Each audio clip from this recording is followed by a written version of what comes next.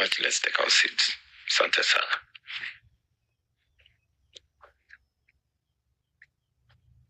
Your Excellency, the Vice President, Deputy President of the Republic of Kenya, Professor Kithure Kindiki, the leadership of the National Police Service Commission, distinguished ladies and gentlemen, it's my great honor and pleasure to receive the end-term report of the Second National Police Service Commission, marking the culmination of 6 years of dedicated service in advancing the professionalism, accountability, and efficiency of the National Police Service.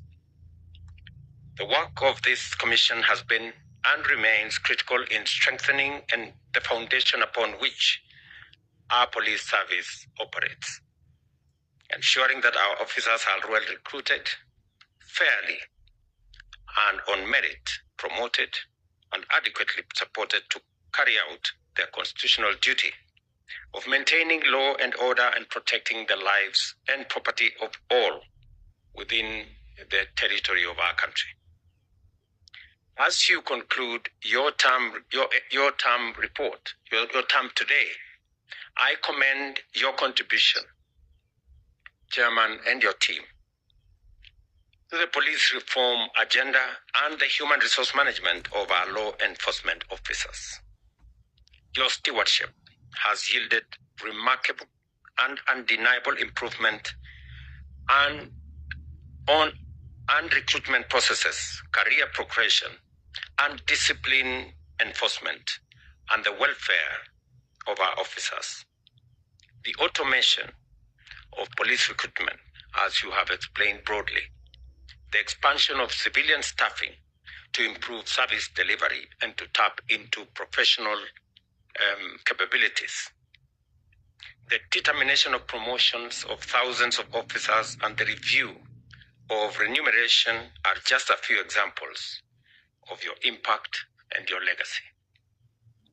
Beyond these achievements, the Commission has also played a crucial role in strengthening governance structures within the National Police Service by ensuring transparency, fairness, and accountability in decision-making, the decentralization of human resource services, the establishment of a contributory benevolent fund, and the pursuit of a fair and competitive mortgage scheme for officers reflect commitment of improving the welfare and dignity of those who serve in uniform. Even as we acknowledge these successes, we also recognize the challenges that remain and demand our urgent focus and attention. Issues such as irregular police recruitment, budgetary constraints, and the need for a sustainable police welfare program must be addressed without equivocation. These are matters of national interest, and the government of Kenya is fully committed to implementing reforms that will ensure a motivated, well-resourced, and professional police service. The recommendations outlined in this report will be taken seriously, and I'm happy that you have presented copies to both the Deputy President and the CS Interior as the people who will take the front line. And they will integrate them into our broader security sector reforms, ensuring that our officers continue to serve with integrity, professionalism, and dedication. The security and stability of our nation depends on a police service that is not only well-trained and well-equipped, but also adequately supported and sufficiently motivated. To you, the outgoing members of the National Service Commission, of the National Police Service Commission, I extend my very sincere gratitude for your service to this nation. I agree with the chairman that you're very smart. And the chairman is equally smart. And and I understand why that is the case. Your work is a legacy that will shape the future of policing in Kenya for years to come. As we move forward, let us reaffirm our collective commitment to a national police service that upholds the highest standard of accountability, professionalism, and fairness. Let us build upon gains made and continue striving for a police service that truly serves the people of Kenya with honor and dedication. Allow me to just say a few things that are of significance and importance. The chairman here has taken a reflection on the events that took place in Bomas. Indeed, there was an attempt at some point to remove the National Police Service Commission, which would actually have taken us back to the old days when promotions and matters police service were handled by agencies that did not have sufficient constitutional protection to be able to undertake those responsibilities. I am very proud that we managed to avoid derogation of what the Constitution had already provided for, and what the National Police Service Commission has achieved, in fact, validates the very reason that the Constitution was right in setting up the National Police Service Commission. I did undertake on my first day in office, among many things, to reinstate the operational and financial independence of the National Police Service, because it is not just important, it is necessary, but in my consideration, it was what was going to make the difference between running a professional police service and one that is influenced by other considerations.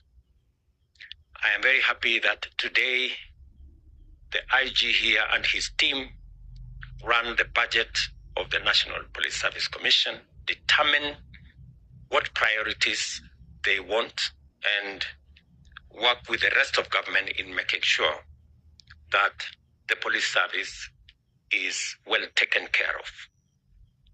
I did also undertake, subsequent to the financial autonomy that was so important to the National Police Service Commission, that the government of Kenya was going to undertake a robust modernization program to equip the National Police Service with modern equipment and to ensure that the National Police Service, the men and women who serve in difficult situations, risky and dangerous situations, have the protection of and use of the most modern equipments. I'm very happy that there is tremendous demonstrable progress in the modernization program. And my commitment is that we are going to accelerate that modernization program so that we can make sure that every police officer that puts their life on the line has the protection, has the necessary equipment, and has the backing of the government of Kenya. I also want to say that in that whole program of modernization, we will also be looking at police transport to make sure that we can accelerate response time for police action in different parts whenever citizens are in distress and whenever their property is at risk.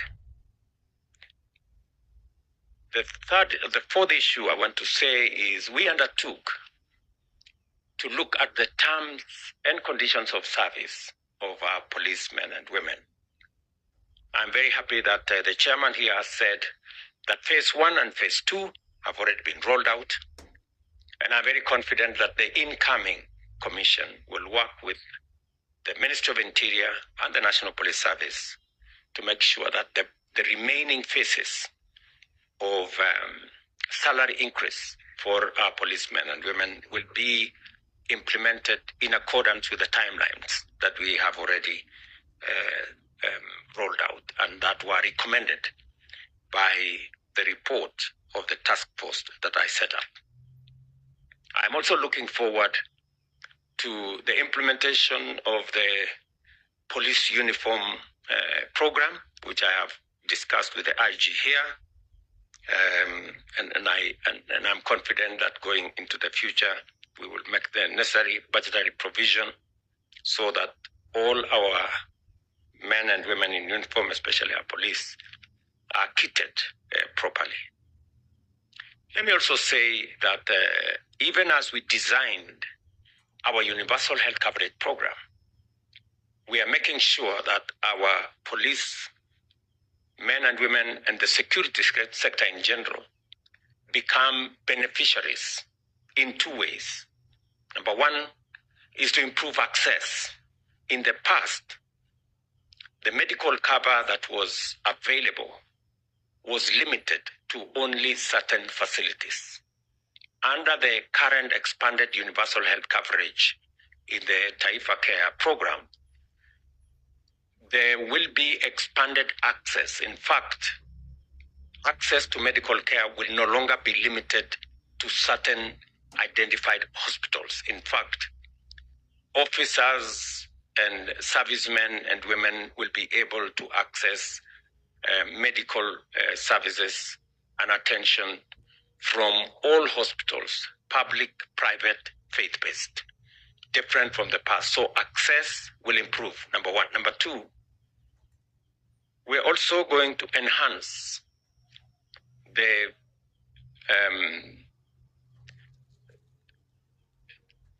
service, to broaden access of different medical services.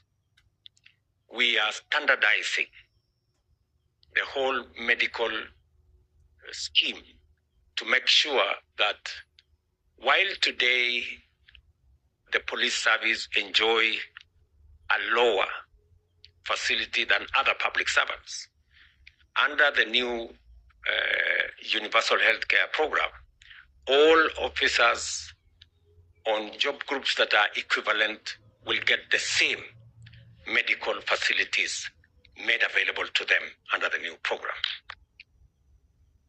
And finally, as part of our housing program, we have rolled out a program on ensuring that we have institutional houses that will be funded by our housing levy resources. We have many police stations that have now been built. We are rolling out the buildings for housing for our officers across the country, and not just the police, but also the military, the prisons, and others. And under the housing program, we will be able to afford decent housing facilities for all our security men and women. So as we do it for the rest of the country, we are not leaving behind our security men and women. I am very confident that going into the future, we will have a much more professional, a much more dedicated and a well-resourced police service as we make their terms and conditions of service better. It is, of course, the expectation of the people of Kenya that as we extend resources in salary, in improving housing, in improving medical care, that the people of Kenya will equally be entitled to professional service that is fair, that is world-class.